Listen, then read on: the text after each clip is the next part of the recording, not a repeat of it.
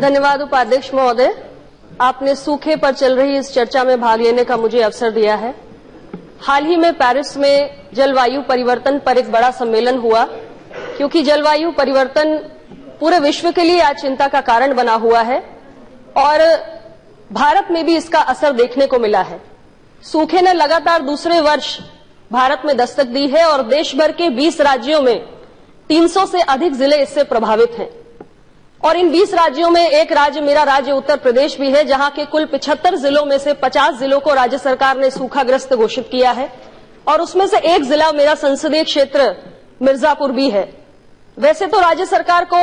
सूखाग्रस्त घोषित करने का ये काम बहुत पहले कर देना चाहिए था, लेकिन सरकार ने ये काम अत्यधिक विलंब से किया है और हमेशा की तरह इसका खामियाजा हमारे प्रदेश के किसानों को ही भुगतना पड़ेगा। मैंने समाचार पत्रों में पढ़ा कि हमारी राज्य सरकार ने केंद्र से राहत के नाम पर 2057 करोड़ रुपए की मांग की है और मुझे पूरा विश्वास है कि केंद्र सरकार हमेशा की तरह राज्य सरकार को धनराशि देकर किसानों की मदद करने का प्रयास भी करेगी। लेकिन मैं एक महत्वपूर्ण सवाल उठाना चाहती हूं। माननीय कृषि मंत्री जी यहां पर बैठे हुए हैं, उनसे मैं ये जरूर कहना चाहती हूं कि जब आप केंद्र से राज्यों को आपदा राहत के नाम पे बहुत सारी मोटी धनराशि देते हैं, तो क्या कभी यह भी सुनिश्चित किया जाता है कि वो पैसा किसानों तक पहुंचा या नहीं पहुंचा? ऐसा मैं इसलिए कह रही हूं माननीय मंत्री जी, क्योंकि पिछले वर्ष भी जब सूखा पड़ा तो आपने उत्तर प्रदेश की सरकार को 777 करोड़ रुपए दिए किसानों की मदद के लिए, और इस वर्ष के प्रारंभ में अप्रैल माह में जब ओलावृष्टि और भीषण बारिश से किसानों की फसलें बर्बाद हुई, तब भी 2081 करोड़ रुपया केंद्र सरकार से राज्य सरकार को दिया गया। लेकिन जब जमीन पर जाकर किसानों से पूछो कि उन्हें मुआवजे की रकम मिली या नहीं, तो कम से कम उत्तर प्रदेश के गांव में किसानों के मुंह से यही सुनने को मिलता है कि उन तक कोई भी मुआवजे की धनराशि नहीं पहुंच पाई है। आज हालात ये हो चुके हैं उपाध्यक्ष महोदय कि केंद्र सरकार का पैसा, लेकिन उसका मालिक बन चुका है राजस्व विभाग का एक छोटा सा कर्मचारी, एक तहसीलदार, जिसकी जिम्मेदारी है कि गांव में जाए और क्षतिग्रस्त फसलों का मुआयना करे। लेकिन ये तहसीलदार गांव में जाते तक नहीं है, मुआयना करते तक नहीं है और अपनी रिपोर्ट लिख देते हैं। किसानों के भाग्य का फैसला एक तहसीलदार कर रहा है और रकम भेजने का काम कर रही है केंद्र सरकार। हमारे उत्तर प्रदेश में हुआ है कि जो आपदा राहत के नाम पे पैसा भेजा गया है, या तो किसानों तक पहुंचा नहीं, या अगर बांटा गया है तो लोहिया ग्रामों में बांटा गया है। इसलिए क्योंकि लोहिया समग्र ग्राम विकास योजना उत्तर प्रदेश की सरकार की एक महत्वाकांक्षी योजना है और लोहिया गांव में पैसा बांटने से उत्तर प्रदेश की सरकार को वाहवाही लूटने का मौका मिल रहा है। ये हालात उत्तर प्रदेश के हैं। इतना ही नहीं, दूसरे कार्यों में भी इस पैसे को डाइवर्ट कर दिया गया है। और हमारे प्रदेश के मुख्यमंत्री जी ने तो यहां तक बयान दिए हैं किसानों की आत्महत्या को लेकर कि क्या किसान अपनी व्यक्तिगत और पारिवारिक परेशानियों के कारण आत्महत्याएं कर रहे हैं।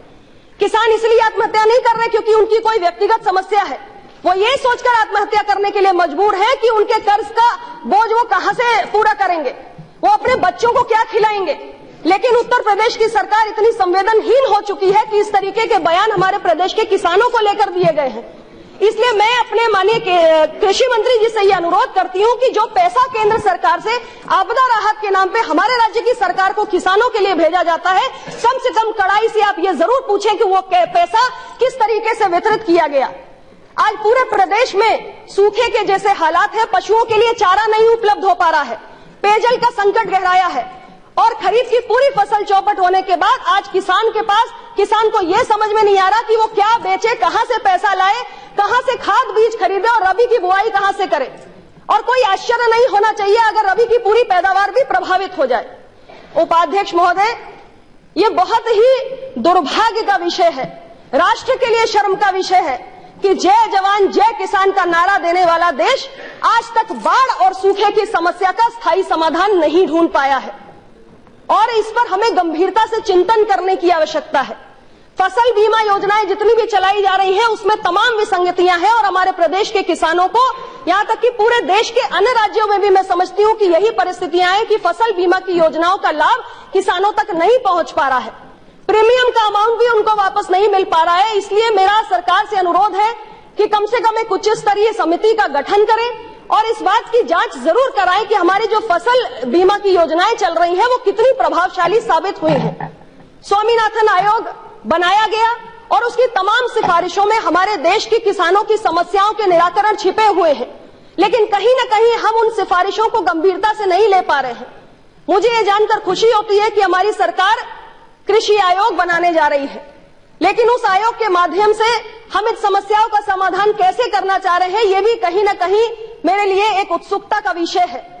और मैं पूरी उम्मीद करती हूं कि हमारी सरकार जो ये तमाम हमारे किसानों की समस्याएं हैं, इसका कोई न कोई स्थायी समाधान इस आयोग के माध्यम से निकालेगी। भाई सुरेश जी, वॉकआउट करके टॉकआउट नहीं करना बेटा प्लीज। ये हाउस ठीक तरह से चले, सरकार का दायित्व है, विपक्ष का दायित्व है, हमारा दोनों का मदद से स्पीकर सदन को ठीक तरह से चला पाएंगे।